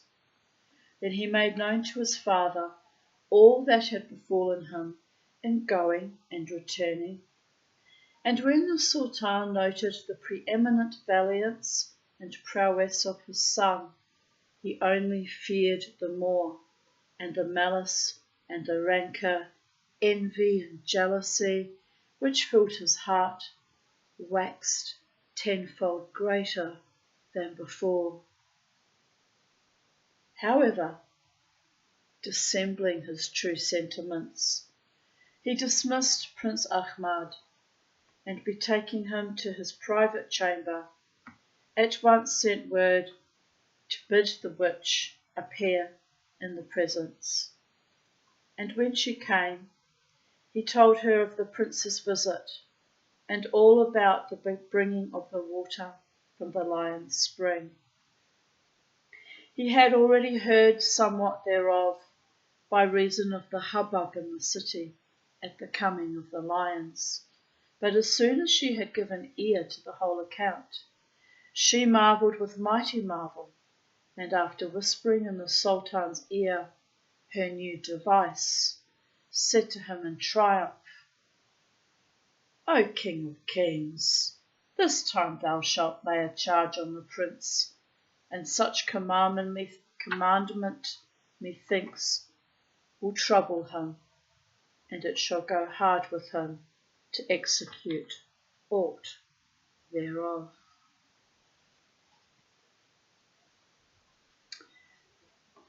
Thou sayest well, replied the sovereign. Now indeed will I try this plan thou hast projected for me.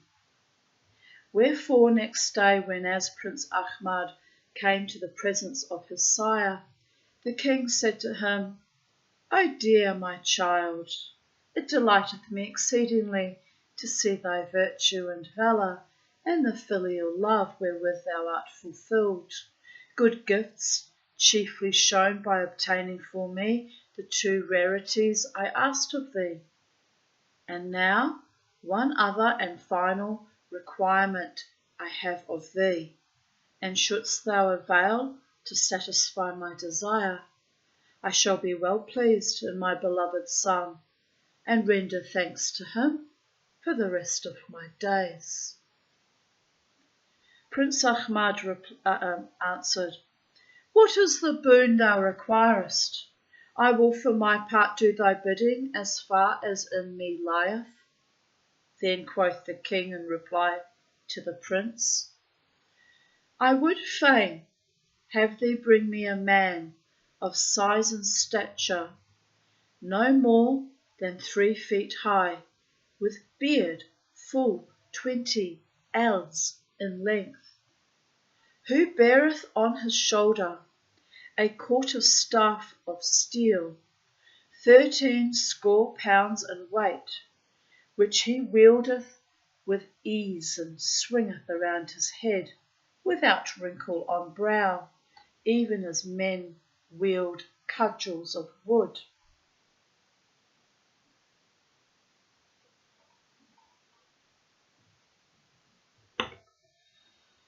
On this wise the Sultan, led astray by the doom of destiny, and heedless alike of good and evil, asked that which should bring surest destruction upon himself. Prince Ahmad also, with blind obedience, out of pure affection to his parent, was ready to supply him with all he required, unknowing what was prepared for him in the secret purpose.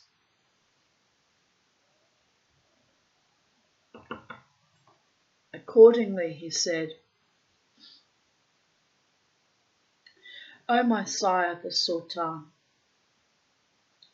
I trow me 'twill be hard to find, all the world over, a man such as thou desirest.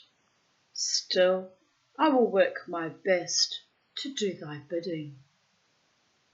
Thereupon the prince retired from the presence, and returned, as usual, to his palace, where he greeted Peri-Banu with love and gladness. But his face was troubled, and his heart was heavy at the thought of the king's last behest. Perceiving his preoccupation, the princess asked him, saying, O dear my lord, what tidings bringest thou for me today? Hereto, replied he, the Sultan at each visit requireth of me some new thing, and burtheneth me with his requests. And today he purposeth to try me, and in the hopes of putting me to shame, he asketh somewhat which 'twere vain to hope I can find in all the world. Thereupon Prince Ahmad told her all the king had said to him. Peri-Banu, hearing these words, said to the prince, Trouble not thyself at all in this matter. Thou didst venture at great risk to carry off with thy father water from the lion's spring, and thou succeedest in winning thy wish. Now this task is on no wise more difficult or dangerous than was that. Nay, 'tis the easier, for that he thou describest is none other than Shabar, my brother German. Although we both have the same parents, yet it pleased Almighty Allah to inform us in different figures, and to make him unlike his sister, as being in mortal mould can be. Moreover, he is valiant and adventurous, always seeking some jest and exploit, whereby to further my interest, and right willingly doth he carry out whatso he undertaketh. He is shaped and formed as the Sultan thy sire hath described, nor useth he any weapons, save the nabut, or quarter-staff of steel. And see now, I will send for him, but be not thou dismayed at sighting him. Replied Prince Ahmad, If he be in truth thine own brother, what matter how he looketh? I shall be pleased to see him, as when one welcometh a valued friend or a beloved kinsman. Wherefore shall I look upon him? Wherefore should I fear to look upon him? Hearing these words, Peri-Banu dispatched one of her attendants, who brought to her from her private treasury a chafing dish of gold. Then she bade a fire be lit therein, and, sending for a casket of noble metals studded with gems, the gift of her kinsman, she took therefrom some incense and cast it upon the flames. Herewith issued a dense smoke spiring high in air and spreading all about the palace. And a few moments after, Peri-Banu, who had ceased her conjurations, cried, "Look ye, my brother Shabar cometh. Canst thou distinguish his form?" The prince looked up and saw a mannikin in stature dwarfish, and no more than 3 feet high, and with a boss on breast and a hump on back. Withal he carried himself with stately mien and majestic air. On his right shoulder was borne his quarterstaff of steel, 13 score pounds in weight. His beard was thick and 20 cubits in length, but arranged so skilfully that it stood clear off from the ground. He wore also a twisted pair of long mustachios curling up to his ears, and all his face was covered with long pile. His eyes were not unlike unto pig's eyes, and his head, on which was placed a crown-like coiffure, was enormous of bulk, contrasting with the meanness of his stature. Picking up vibes. I'm so tired, but I'm picking up intense vibes. Well, Mummy ain't got no time for that. I'm finishing a story. Prince Ahmad, time is 2:32 p.m. on the 14th of January. Just make a little note of that. Don't know what it means, but it's intense. Prince Ahmad sat calmly beside his wife, the fairy, and felt no fear as the figure approached. And presently Shabar walked up and, glancing at him, asked Peri-Banu, saying, "Who be this mortal who sitteth hard by thee?" "Hereto," she replied, "O my brother, this is my beloved husband, Prince Ahmad, son of the Sultan of Hindustan. I sent thee not an invitation to the wedding, as thou wast then engaged on some great expedition. Now, however, by the grace of Almighty Allah, thou hast returned triumphant and victorious over thy foes. Wherefore I have summoned thee upon a matter which nearly concerneth me." Hearing these words, Shabar looked graciously at Prince Ahmad, saying, "O my beloved sister, is there any service I can render to him?" And she replied, "The Sultan his sire desireth ardently to see thee, and I pray thee go forthright to him, and take the prince with thee by way of guide." Said he, "This instant I am ready to set forth." But said she, "Not yet, O my brother, thou art fatigued with journeying, so defer until the morrow thy visit to the king, and this evening I will make known to thee all that concerneth Prince Ahmad." Presently the time came, so Peri-Banu informed her brother Shabar concerning the king and his ill counsellors. But she dwelt mainly upon the misdeeds of the old woman the witch, and how she had schemed to injure Prince Ahmad and despitefully prevent his going to city or court, and she had gained such influence over the Sultan that he had given up his will to hers, and ceased not doing whatso she bade him.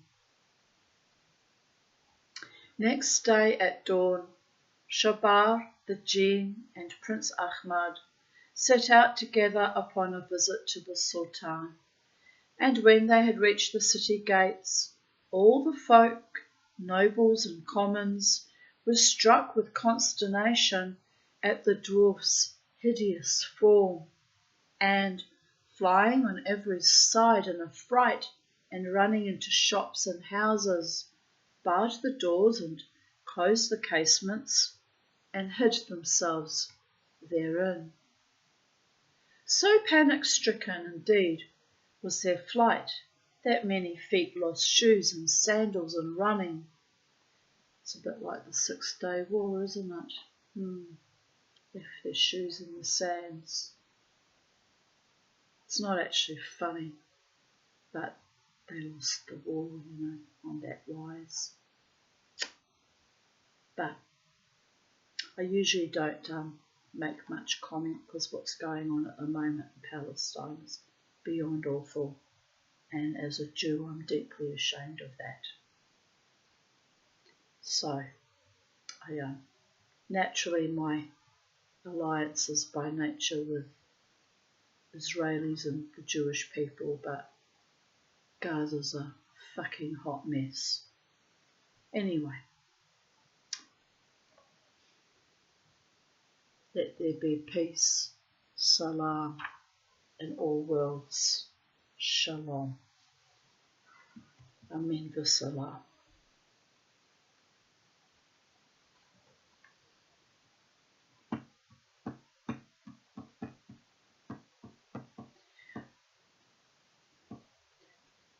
That many feet lost shoes and sandals in running, while from the heads of others they loosened turbans, their loosened turbans fell to earth.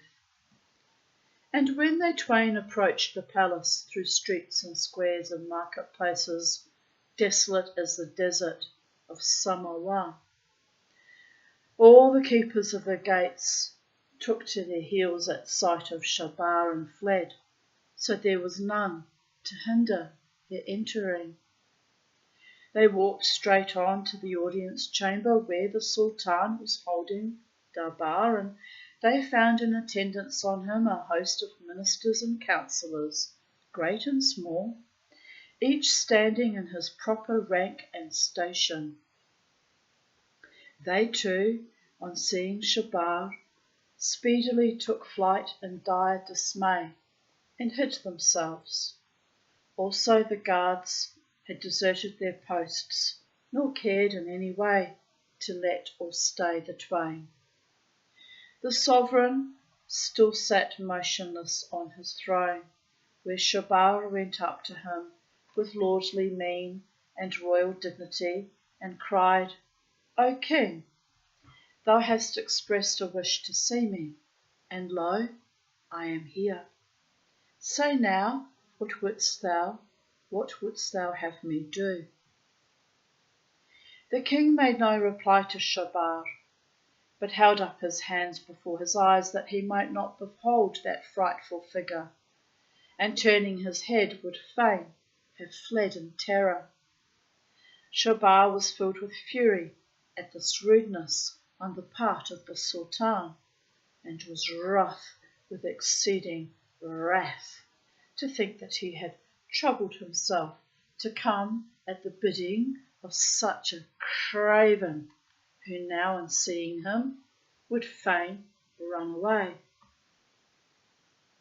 So the Jinn, without an instant's delay, raised his quarter-staff of steel, and, swinging it twice in air before Prince Ahmad could reach the throne or in any wise interfere, struck the Sultan so fiercely upon the pole that his skull was smashed and his brains were scattered over the floor.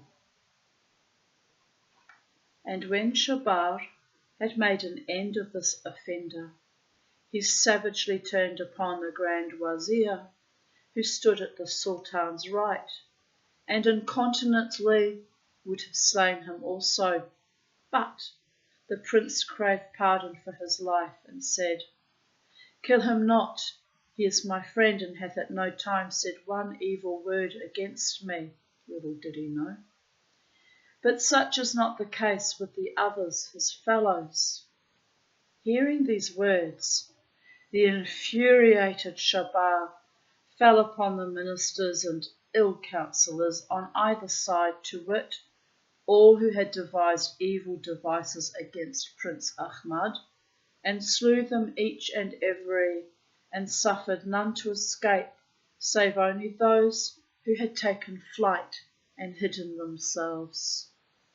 Then, going from the hall of justice to the courtyard, the dwarf said to the wazir whose life the prince had saved, "Hark ye, there is a witch who beareth enmity against my brother, the husband of my sister. See that thou produce her forthright. Likewise the villain who filled his father's mind with hate and malice, envy and jealousy against him. So may I quite them in full measure for their misdeeds."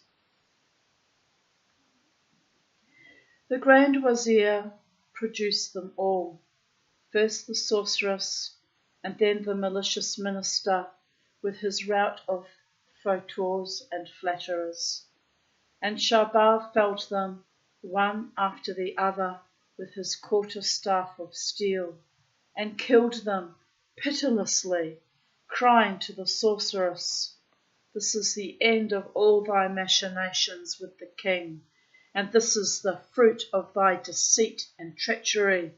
So learn not to feign thyself sick."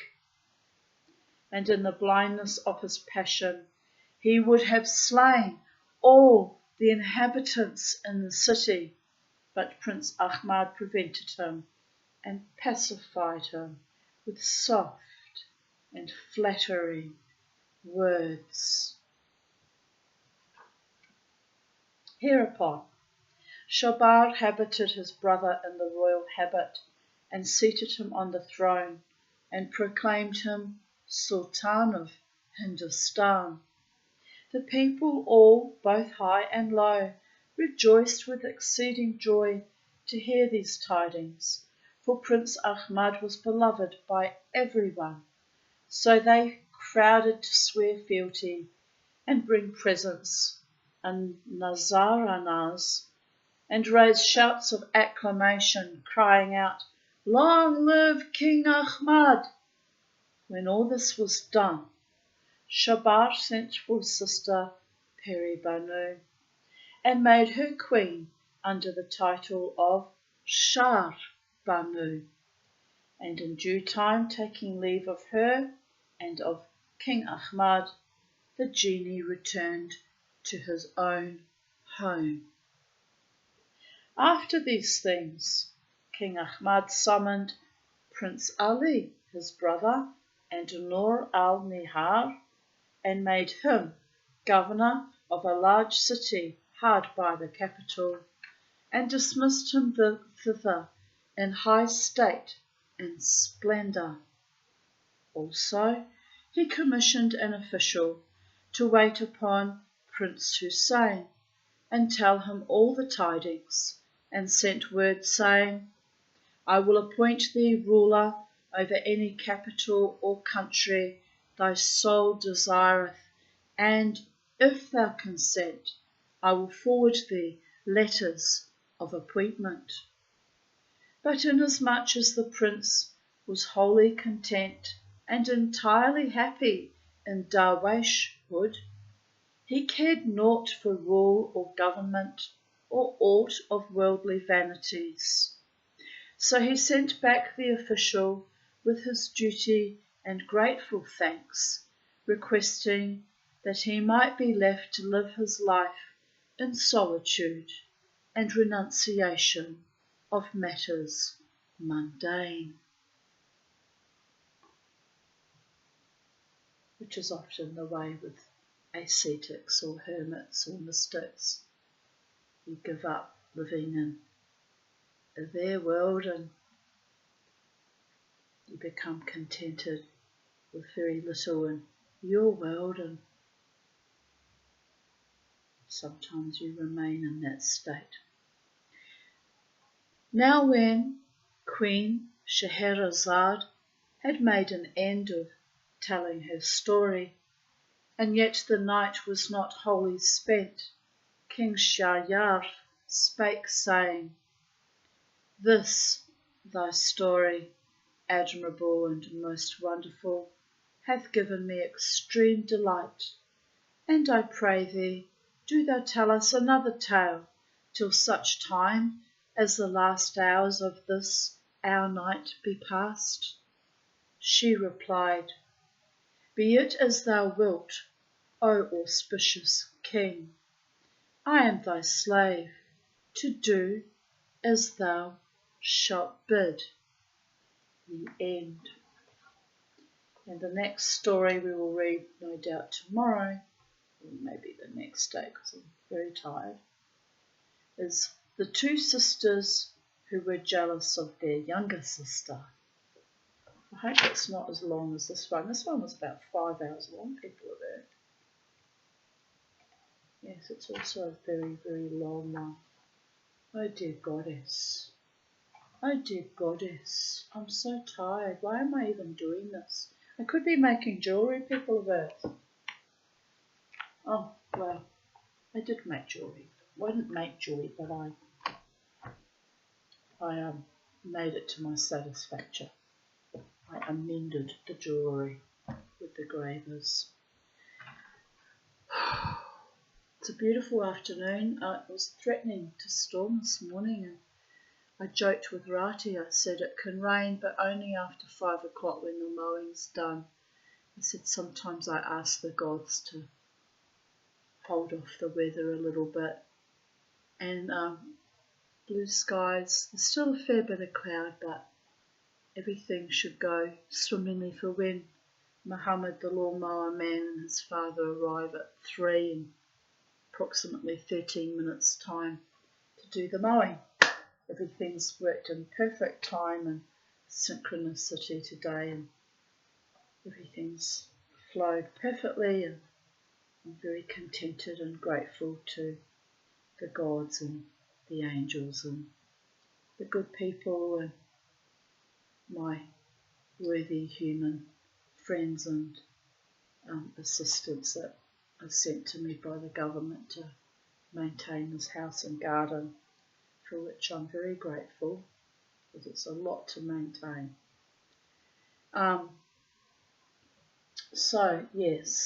So blessed be people of Earth. I'll be back soon with another story, and in the meantime, stay safe, stay happy, stay in love with those who love you back with full vitality and passion and romance and honour and integrity and kindness and sweetness and joy and delight, comfort and ease. Let's ask for it all, babies. And stay in love with our planet Earth, because it's our only home while we're here in these physical incarnate bodies. And take joy and delight of nature surrounding us, which I'm going to go out, I think, in the garden again with Charlie and get some fresh air. And I've got to ring my doctor and apologise for not turning up yesterday morning. Not good, people of Earth. Make an appointment. It's only to get my medical for my driver's licence renewed, so it's really just a bureaucratic exercise, but needs to be done nevertheless. And yes, take good care, be of good cheer, and never ever let the bastards grind you, me, us down.